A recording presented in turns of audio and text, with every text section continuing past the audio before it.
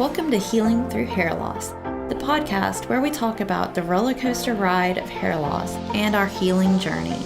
If you or someone you love is dealing with hair loss, please subscribe to this podcast. The goal of this podcast is to be a voice of support to people dealing with hair loss due to alopecia. My name is Cindy, and I am dealing with alopecia. As a matter of fact, I have the hardcore kind of alopecia. I have alopecia universalis, which means that I have zero hair anywhere on my body. And I've been dealing with this for a little over a year now. So, why I decided to do this podcast today to address the Will Smith, Chris Rock, Jada Pinkett Smith issue, it kind of hit home for me, honestly. I woke up this morning with messages from friends, with Facebook posts galore. My entire newsfeed was filled with stories of, this big slap that happened at the Oscars last night. And so, I watched the video, I watched the unedited video of what happened. And I've got to say, I see both sides here. As someone with alopecia, I see the raw emotion that comes with dealing with alopecia. I see how family members could react so seriously and come to the defense. Now, do I agree with Will Smith's reaction? No, I don't. And I know among my alopecia groups that I've seen, it's about 50-50.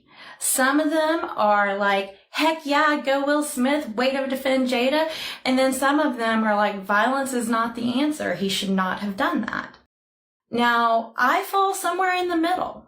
And the reason why I say this is because as someone who has dealt with alopecia, who has cried tears of agony in the shower as I've watched my hair literally wash down the drain and clog up the drain.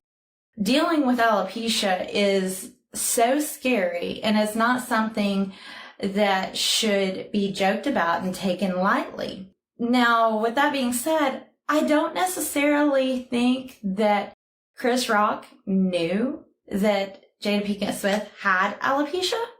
I don't know.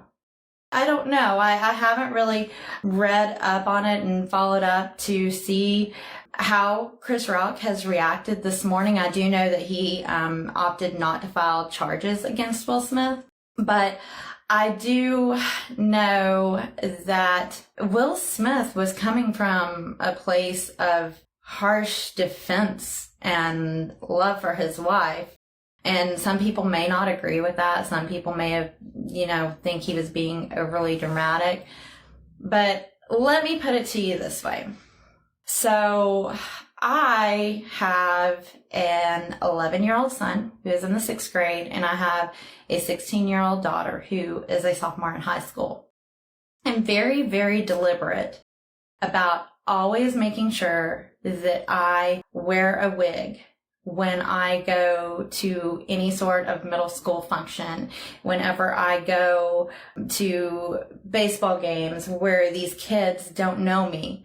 I am very, very deliberate about wearing a wig around my son's middle school peers because they don't know me and they don't know what I'm going through. And middle schoolers are mean. Not all of them, but some of them are downright mean. And I've seen, bully culture at our school, and I don't want to give any child ammunition to say something to my son where my son will feel like he has to come to my defense. My son is a very sweet-natured kid, but he loves his mama. And I do worry that if some kid ever said anything to my son mean about me, in my condition and, why he's got a bald mama, I worry that he could do something like Will Smith did, because it just comes from a place of raw emotion. That's all it comes down to. It's from raw emotion. And so I'm not defending Will Smith. I'm not saying that, yeah, he should have slapped Chris Rock. I'm not saying that. Here's what I would like to have seen happen. What I would like to have seen happen is I would like to have seen Will Smith march up on that stage and take the microphone from Chris Rock and educate everybody on what she is going through and why she is bald. I feel like that would have gone a lot farther than slapping him across the face. Because what happened is he slapped him across the face. A huge chunk of the audience didn't know why or where that came from. They just thought he was overreacting, and they didn't know that she was going through alopecia, that it was a medical condition. And so they just thought, whoa, what the heck? Where'd that come from? And so it did seem overly dramatic for people who didn't know what was going on. I think educating the public would have gone a lot farther. Now, that being said, I can't say that I would have reacted any differently. I don't know what I would have done in the heat of the moment.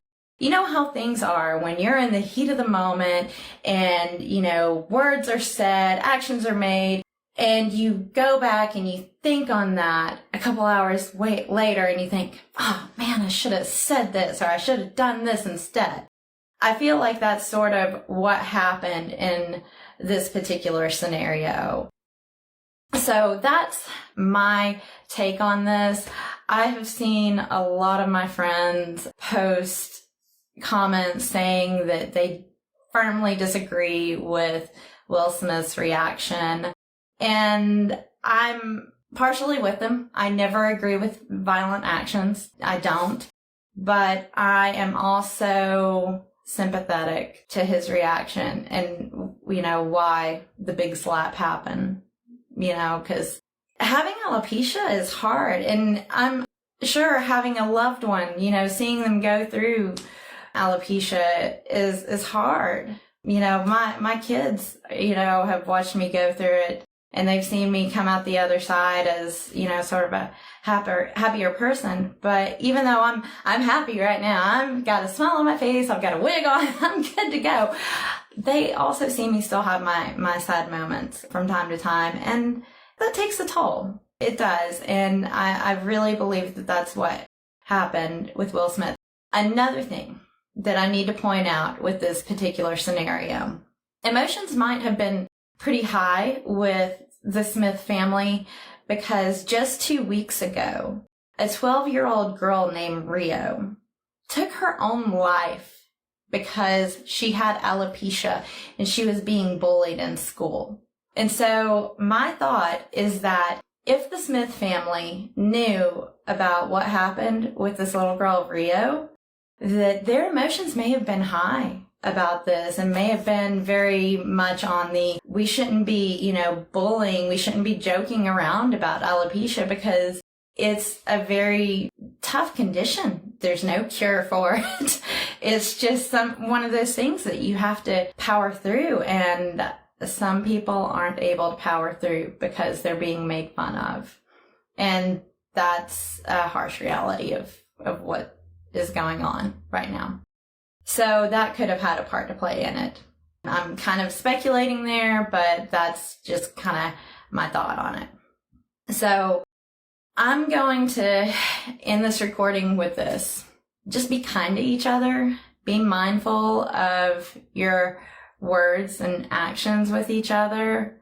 And, just try to lift other people up. That's just the best thing you can do, is just lift people up. Don't drag them down and make fun of them. I mean, I know he's a comedian. I know it's a joke, but you have to really think about what your words can do to people.